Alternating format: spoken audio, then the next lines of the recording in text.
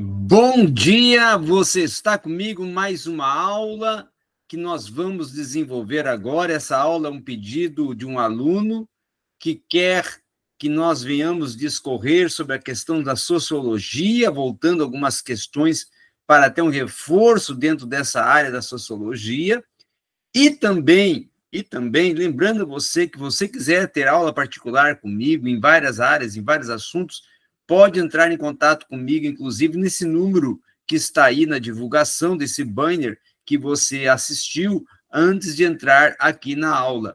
E esse banner justamente está indicando o quê? Um curso que eu estou oferecendo na área da hermenêutica filosófica. Na verdade, trabalhamos hermenêutica filosófica, hermenêutica jurídica, porque entramos em várias áreas e vários assuntos, tá? Que vão de encontro, tanto a parte jurídica como a parte filosófica, sociológica e cultural. Vamos tratar de filósofos, como você vê aí no banner, como Schleiermacher, Wilhelm Tilden, Heidegger, Hegel, depois vamos para Merleau-Ponty, Habermas, e aí chegamos nos contemporâneos, o pai da hermenêutica filosófica, né? Que, vamos dizer assim, até aquele que ressuscita a hermenêutica filosófica, o Hans Gadamer, e aí depois o seu discípulo Paul Ricoeur. Então, acredito que esse curso é um diferencial, uma oportunidade única para você estar acrescentando e crescendo cada vez mais. Vamos agora avançar dentro desse tema, então, que já estamos aqui propondo para você nesta aula que foi pedida, falando sobre a questão principalmente muito enfocadora dessa desafeição, tá? E política que vai gerar uma outra gramática cidadã, tá? Uma outra gramática cidadã. Então, além do cético, e também podemos dizer do emotivista, tá? Nós vamos precisar sempre deliberar sobre a construção de um quadro que é considerado ético. Nesse aspecto, tanto no domínio das políticas, tá?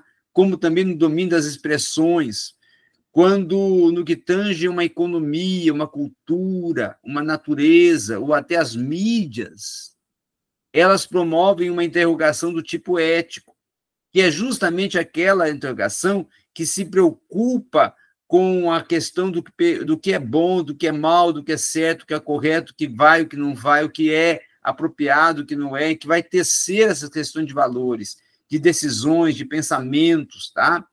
Que são envolvidos até numa possibilidade de conduzirem, de motivarem a emergência do ser. Então, nesse nível, que muitas vezes é local ou até regional, e também pode se tornar no nível global, começa a ser gerado vamos dizer assim, uma locução, uma gramática, uma linguagem, certo?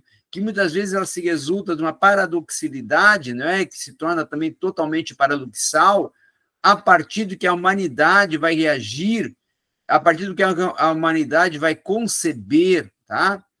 Nessa, podemos até dizer, heurística do temor, que se torna uma época que nós podemos denominar de uma globalização, tá?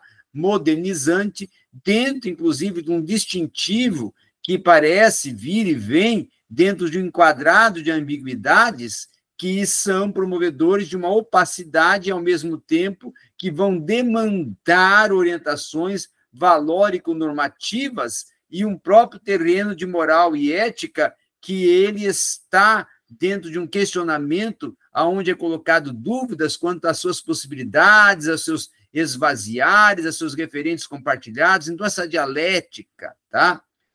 Ela promove uma fatualidade, e essa fatualidade gera uma normatividade, que essa vai parecer, inclusive, ser um sinal desses tempos, não é? Conflitantes dentro de um olhar comum, de uma observância comum, aonde surge uma visão de um domínio político que revela-se menos paradoxal. E aí, dentro de uma ideia democrática, começa a se abrir um espaço, tá? Em todo lugar, após a queda, vamos dizer assim, do muro, né? A queda dos paradigmas, aonde se levantam apesar de uma conquista generalizada, os cidadãos. E os cidadãos vão perceber, inclusive, dentro desse transitar, dentro dessa observância, que outro modo, outro exercício de poder, outra possibilidade democrática vai surgindo. Inclusive, nós temos que considerar que, em muitos casos, tá, como na América Latina e como também na América do Norte, como na Europa, a ordem ela começa a oscilar dentro de adesões que se tornam sólidas, mas também conflitantes.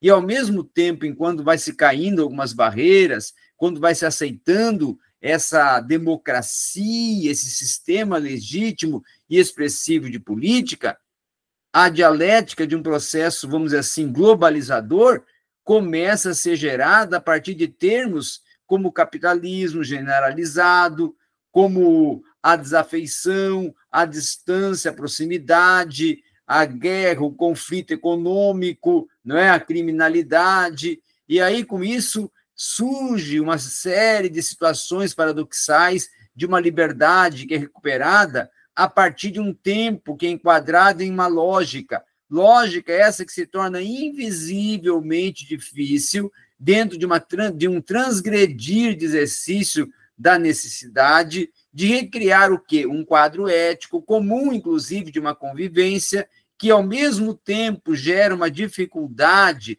até para ser assentado ou encontrado dentro de uma cena política aonde ocorrem opções de um certo destino que venha encarnar dentro de tendências centrífugas que, inclusive, por um lado, gera um polo mais liberal, no qual, ao mesmo tempo, tá, vai reclamar e reivindicar as liberdades. Então, com isso, vai se desenrolar uma anomia, vai se desenrolar um contexto que, por outro lado, promova uma resistência conservadora, uma resistência refugiada, de diferentes enclaves, inclusive, no quais vem até supor-se que venham ser salvos de virtudes, de bons costumes, de tradições, de valores, e que, à primeira vista, inclusive, em ambos esses casos, liberais e comunitaristas, venham se repreender de gerar modos de vida com problemas, inclusive, significantes, dentro de diversos sentidos que vão sendo surgidos a partir de proposições que vão ser geradoras de renúncias, de conteúdos que decididamente se tornam normativos dentro de formas de vidas, dentro de outros casos, porque uma ideia ela possui outra e ela gera outra dentro do sentido de vida, que nós possamos dizer até que ele é promovedor de uma heteronomia. Por quê? Porque ele aparece dentro de algo que é imposto por uma coação externa, mas também promove um cenário público que é ocupado, em muitos casos, pelos ecos, né, do aparelho mediático. Então, dentro desse olhar, dentro dessa observância, é que se pergunta até pelas conexões entre ética, política e democracia, que são promovedoras de um contexto de formas vitais que habitam pela incerteza, inclusive, de referentes significações compartilhadas dentro do espaço público.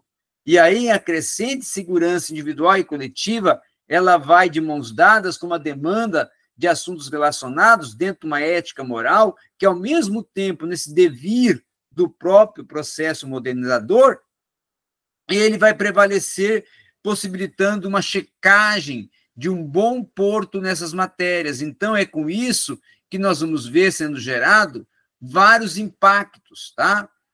E aí, essas diferentes matizes que vão surgindo, elas promovem situações de sofrimento que são ligadas, inclusive, a fenômenos históricos que são permanentes, inclusive, de desigualdades, exclusões e não participações em nossos povos.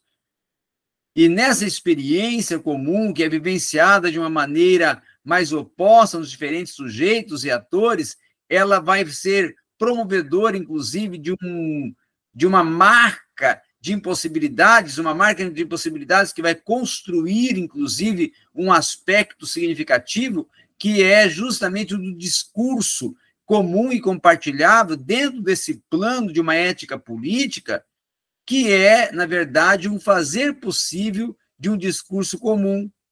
E, com isso, nós podemos ver que nós vamos precisar as condições de vida, que serão diferentes, que serão geradoras de expectativas, geradoras de promoções, geradoras de estabilizações, desde um ponto de vista de reflexão, que a ação ética passe por momentos difíceis, em meio a um sem fim de formas e ações que venham apontar para um outro lado e venham despojar vários atributos, práticas, que inclusive são geradoras, muitas vezes, de um certo grau de violência, né? Um certo grau de violência, de uma instrumentalização de seduções da imagem, da fama, do poder, da deslealdade, das formas diversas de apatias, de apoliticismo, né? De terrorismo, e tudo isso vai demandar uma volta significante de uma visualização de tarefas de reconstrução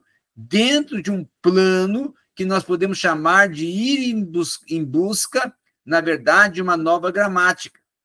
E, com isso, no entanto, nós vamos ver também surgir uma demanda que ela é geradora de um novo discurso, de uma nova fala, de uma nova gramática, de uma nova linguagem, aonde aproxima-se de uma problematização, aproxima-se de uma discussão em torno de normas, em torno de valores, em torno de propostas que vão se enquadrando no interior de um contexto desse final de século, que pode se lidar com a expressão resultante de, em muitos sentidos, inclusive, paradoxais de uma dialética, de uma modernidade, de uma modernização, de uma globalização, de uma situação que vai abrir um espaço de uma nova experiência, ou até mesmo de uma natureza que se torna transcendente. E aí nós vamos ver também, dentro desse olhar, dentro dessa ótica, que surge um bloco, não é, a ser pensado, que é discutido, que é o bloco da economia, o bloco da ciência, da tecnologia, da conservação dos âmbitos de independência mútua, que geram, na verdade, aquela força e velocidade dentro de uma sociedade. Então, como o país, como a nação, ela é continente e ela tem um envolver dentro de um processo de globalização, que esse processo, inclusive, é um produto de uma aliança, de um capitalismo que é generalizado, essa circunstância ela é fundante de um neoliberalizante processo que mostra, inclusive, uma subordinação, que mostra uma impotência crescente política, que mostra uma tecnologia, e esse diagnóstico ele sustenta a era do vazio. É esse diagnóstico que dá os nortes e as direções, e é esse diagnóstico que também promove uma cultura, uma economia, uma influência, e ele se torna modernizador. Então, a globalização ela afeta o autocontrole democrático. Por quê? Porque ela promove uma presença de um Estado reduzido, ela promove um sintoma de fragmentação política, ela promove a ação de um liberalismo transnacional que ele, na verdade, ele é promovido a partir de uma constatação de uma tendência, de uma deslocação política, inclusive, por parte de mercados que exemplificam dentro dessa proposta de algumas dificuldades sociais, de carreiras de desregulamentação e privatização que vão invadir muitos governos nacionais. E aí nós podemos dizer que, nesses traços do tempo presente, há algumas questões que acompanham a hegemonia até de uma razão instrumental, que é encarnada, inclusive, na aliança e na própria vontade de poder, como algo que se torna metafórico, mas também retórico, dentro de uma realidade que vai se fazer presente nessa dominação, nessa perpetuação do poder sobre o fraco, sobre o indefeso, sobre o irascível, e que vai refletir uma espécie de uma nova versão conhecida de uma lei do mais forte, que se torna uma lei que aumenta a insegurança dos fracos, mas fortalece, mas também ela dispõe, certo, a uma melhor compreensão, uma melhor visão, uma melhor estratégia daquela, até, vamos dizer assim, expressão salve-se quem puder. Então, ela começa a promover uma segurança de que aquele que é mais forte detém maior força, detém maior poder, detém maior influência, detém maior movimentação econômica, política, social, religiosa, e é o gerador de ideias, tá? É o influencer. Então, é dentro desta proposta que a sociedade começa a transitar e quer se construir uma nova gramática e uma nova visão social. Era isso que tínhamos para falar nesse momento aqui com você.